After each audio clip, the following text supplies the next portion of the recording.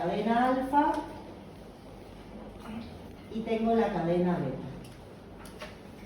En este caso, ambas cadenas, las dos, están codificadas por genes HLA.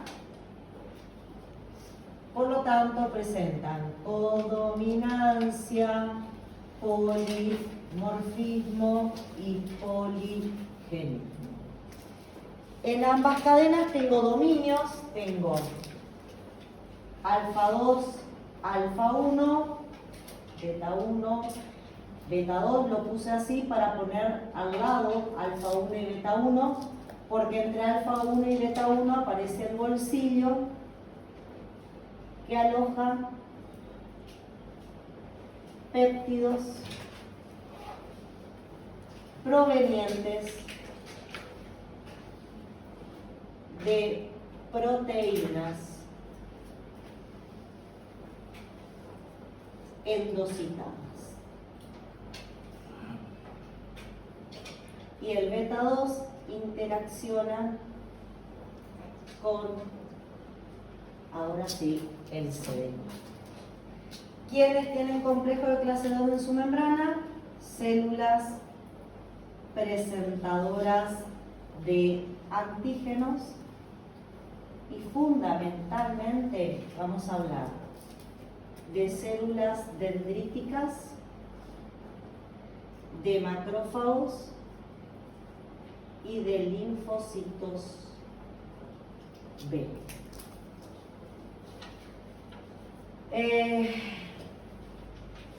Bueno, ¿qué es esto de que aloja péptidos provenientes de proteínas endocitadas? Van a ser proteínas que están a nivel extracelular. Estas células lo que van a hacer es emitir proyecciones citoplasmáticas y endocitar a esa proteína. Y una vez que la proteína está endocitada, acá se van a unir los lisosomas, que van a volcar su contenido dentro de esta vacuola, y lo que nos va a quedar ahora es una vacuola con pequeños fragmentos de la proteína endocitada. Por otro lado, esta célula, adentro de su retículo endoplásmico rugoso, va a formar al complejo mayor de histocompatibilidad de clase 2, o sea, las dos cadenas, la cadena alfa y la cadena beta, y en el bolsillo, entre alfa y beta, mientras esto está adentro del retículo endoplásmico rugoso, vamos a poner una cadena invariante. ¿Por qué una cadena invariante? Porque yo no quiero que en ese bolsillo se aloje nada que llegue como péptido al interior del retículo endoplásmico rugoso.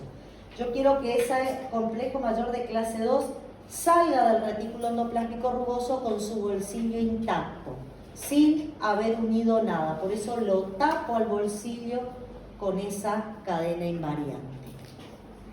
De acá, ahora, en una vesícula va a salir el complejo mayor de clase 2, cadena alfa, cadena beta, con la cadena invariante en este lugar. ¿Qué va a pasar?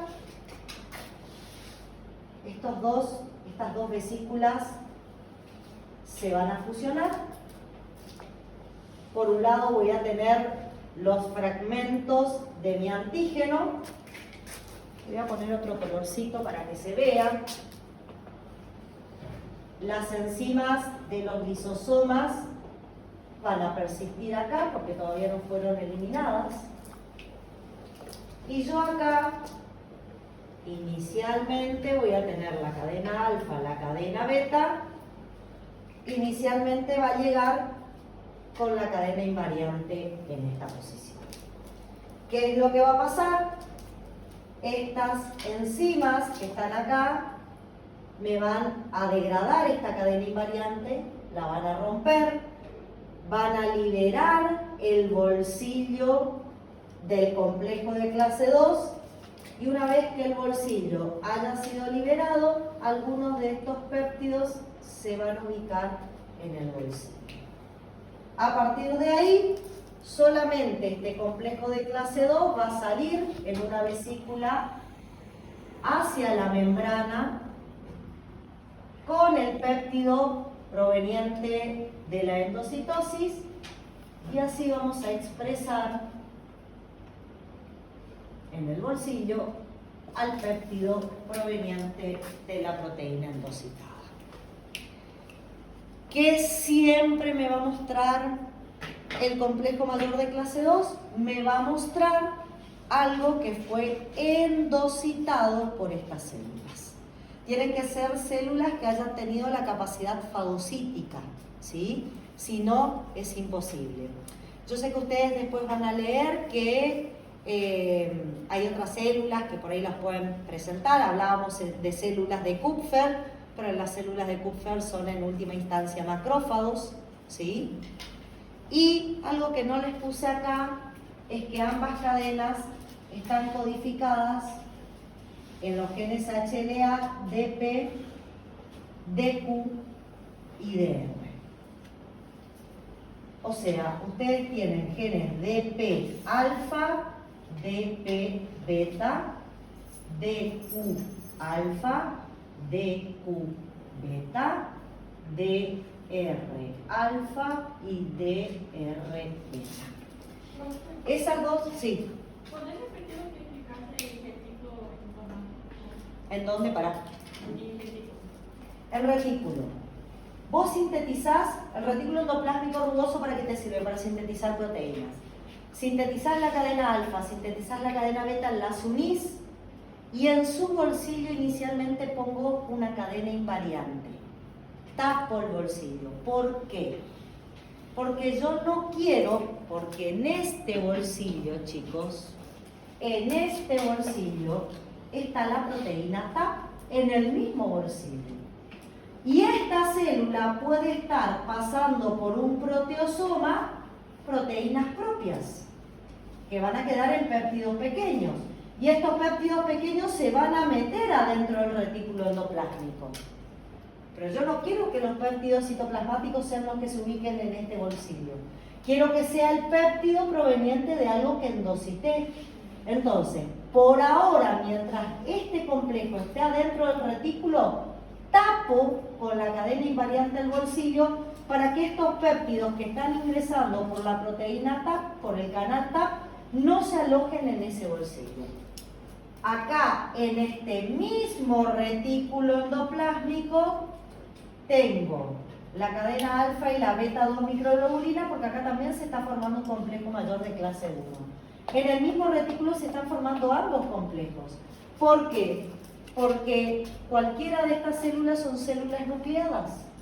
Así que también están formando complejo de clase 1. Y lo que entra por el canal TAP, yo no quiero que vaya a este bolsillo, quiero que vaya a este otro. Entonces, a este bolsillo lo tapo mientras esté adentro del retículo endoplásmico. Después, cuando sale y se une con el endolisosoma, las enzimas lisosómicas me rompen la proteína TAP y ahí sí me queda el bolsillo liberado. Porque los péptidos que están acá son los que quiero que se ubiquen en esa posición. ¿Sí? Y en el complejo 1 que se están formando, sí, no hay cadena invariante. No, porque no necesitas, porque el bolsillo lo puedes dejar tranquilamente libre para que se metan los péptidos que entran por el canal TAP, que sí o sí son citoplasmáticos. ¿Sí? Les decía, yo puedo formar, en el caso del complejo 2, cadena alfa por cualquiera de los genes de cadena alfa y la cadena beta por cualquier otro. O sea, puedo usar el DP alfa para la cadena alfa y el DR beta para la beta. O sea, no tienen que ser los 2 de P, los 2 de Q, y eso le da muchísima más variabilidad. Eso hace que sean proteínas con mucha variabilidad. Y ustedes me dicen, bueno, ¿qué me quiere decir que son proteínas con mucha variabilidad? Que mis proteínas de clase 2 son totalmente diferentes a las proteínas de clase 2 de ustedes. No tienen la misma secuencia de aminoácidos. Eso es lo que indica la variabilidad. ¿Sí? Y esa es la función del complejo de clase 2. ¿Y a quién le voy a mostrar esto? A los TCD4. ¿Sí? En el caso de la célula dendrítica se lo va a mostrar para activar los TCD4. En el caso de los linfocitos B, para interactuar con el T-helper folicular. El linfocito B con este complejo interactúa con el T-helper folicular. Y en el caso de los macrófagos, usted me va a decir, porque eso no lo charlamos, ¿para qué me sirve que un macrófago tenga? Cuando llega, por ejemplo, un T-helper 1, nosotros esta semana estamos hablando de T-helper 1, ¿sí? Llega al sitio donde hay una infección viral, ¿sí? Y yo acá tengo un macrófago que endocitó, vamos a hacer la endocitosis, una partícula viral marcada con un anticuerpo, porque esa es la otra. En el caso de los virus, ¿qué se va a poder comer un macrófago? Un virus que está en el líquido extracelular, pero marcado por un anticuerpo. ¿Y por qué no el virus así como está? Porque no tiene receptores RRP que le permitan reconocer. Acuérdense, los receptores de membrana RRP, Laetol, reconocen más que nada bacterias. Piénsenlo. Los de lectina tipo C reconocen hidratos de carbono que están en hongos y en parásitos. Los scavenger reconocen más que nada bacterias. Prácticamente no tengo receptor de membrana externa para reconocer virus. Por lo tanto, si el virus no está marcado, el macrófago no lo reconoce. ¿Sí? Lo va a endocitar, va a hacer todo este proceso y lo va a presentar acá por un complejo mayor de histocompatibilidad de clase 2, va a presentar el péptido viral. Ustedes van a decir, bueno, ¿y para qué? Este T-helper 1 con su TCR, él se activó frente a este péptido, esta célula dendrítica fue la que hizo que se active frente a este péptido. Ahora el macrófago le vuelve a mostrar el mismo péptido. ¿Para qué sirve? Para que acá ahora el T-helper 1 libere interferón gamma. Entonces el T-helper 1 dice, acá tengo que liberar el interferón gamma, porque el macrófago me está mostrando el mismo péptido antigénico que a mí me provocó mi estimulación. Y va y libera en ese sitio interferón gamma y no en ningún otro tejido, donde el macrófago le está mostrando el mismo péptido que provocó la activación del T-helper 1.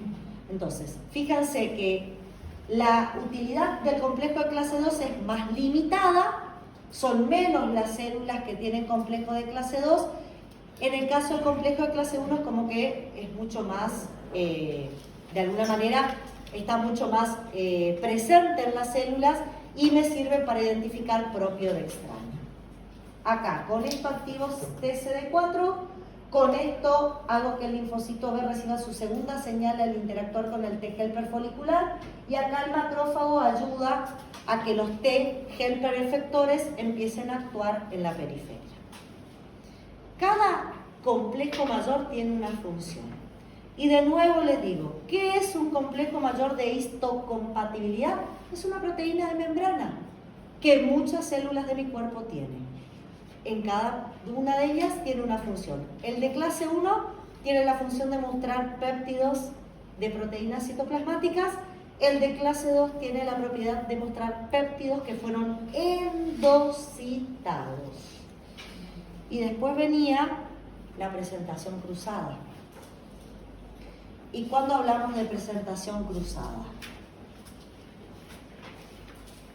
Solamente, en general, la célula presentadora de antígenos puede hacer presentación cruzada.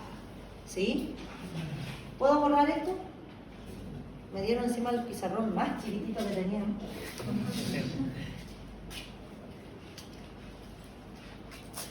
Dicho esto, pensemos cómo puede ser una presentación cruzada. Y yo les acabo de decir que la que va a hacer presentación cruzada es la célula dendrítica. Esta célula. ¿Sí? Bueno. ¿Qué puede hacer esta célula? Esta célula puede endocitar una célula propia infectada por virus. O sea, adentro del fagosoma va a haber una célula propia que en su interior tiene partículas virales. Bueno, ustedes van a decir, todo lo que entra por endocitosis, la profe acaba de decir que se presenta por complejo de clase 2. Pero acá viene la presentación cruzada. Esta célula va a degradar, o sea, la célula presentadora, la dendrítica, va a degradar mi célula propia infectada, va a procesar los péptidos virales. Y por más que todo esto haya entrado por endocitosis, al péptido viral lo va a presentar por un complejo de clase 2. Entra la célula infectada por endocitosis, ella degrada la célula, reconoce los péptidos virales y los presenta por complejo de clase 1. Es una capacidad que solo tiene la célula dendrítica. ¿Qué otra capacidad tiene esta célula dendrítica? Si ella fue infectada por virus, puede, esto es retículo endoplásmico liso, puede usar la membrana del retículo endoplásmico liso para armar un autofagosoma.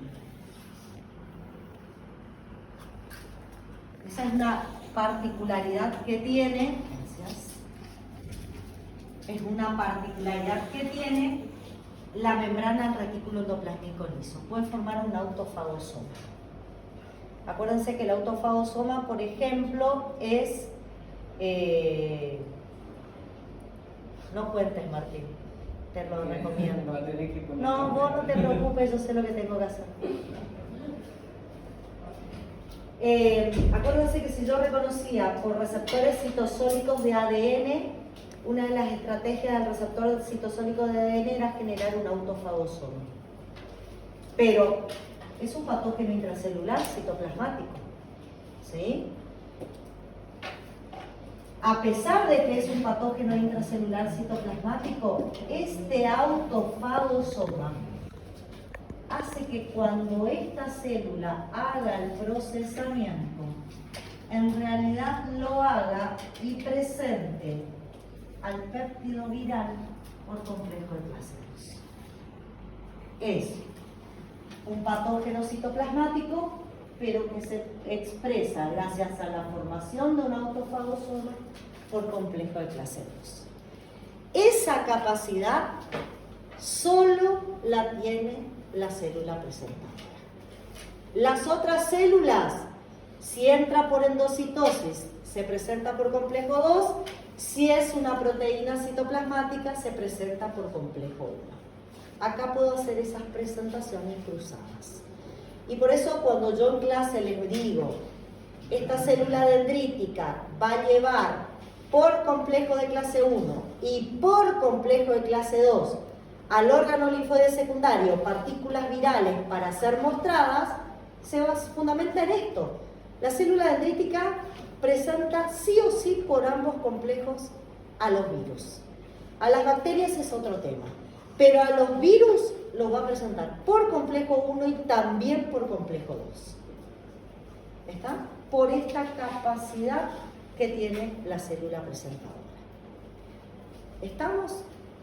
Bueno, no hay mucho más para decir de complejo mayor de histocompatibilidad ni de presentación de antígeno. Tienen que saber que es una presentación endógena que es la presentación por complejo de clase 1 de algo citoplasmático, una presentación exógena o endocitada, es todo lo que entra desde afuera por un endosoma, que se presenta normalmente por complejo de clase 2, y tienen que saber que existe esto de presentación cruzada. ¿Sí? No sé si alguien tiene alguna pregunta en particular sobre complejo que le haya quedado resonando más allá de la estructura, la función, en qué células aparece. Acá como es cruzada, Ajá. presenta a CD4 y CD8. Acá se lo va a presentar al TCR de un CD4, porque es complejo 2. Y acá se lo va a presentar a un TCR de un CD8, porque es complejo 1. El tema es que estás presentando a un CD8 un antígeno que entró por endocitosis y le estás presentando a un CD4 un antígeno citoplasmático, cosa que lo anterior no era así. Prof, yo tengo una pregunta. Sí, te escucho. HLA1 no clásico de MIC, ¿hay algún? Sí. Los HLA1 no clásicos, MIC-A y MIC-B, lo vamos a mencionar más adelante, sobre todo cuando veamos tumores. Son HLA que se expresan en situaciones de estrés, como proteínas de estrés. O sea, ¿qué célula va a traducir y presentar MIC-A y MIC-B? Una célula que está infectada o es tumoral. Si no, no es una proteína que habitualmente se exprese. ¿Qué función tiene? No muestra antígeno. La función exclusivamente es regular la actividad de natural killers. ¿Sí? Es para lo único que te va a servir. Y sobre todo en procesos tumorales vamos a hablar mucho de eso. ¿Alguna otra pregunta?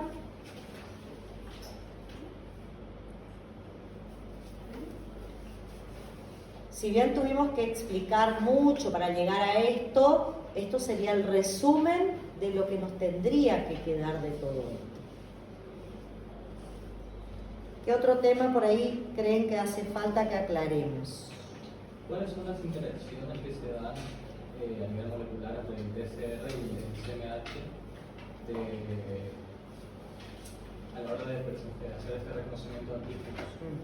¿Me dijiste BCR o TCR? TCR. Me está preguntando sinapsis inmunitaria. Claro, podemos hacer BCR también. Bueno, está bien, no hay problema. Ya que estamos. Claro,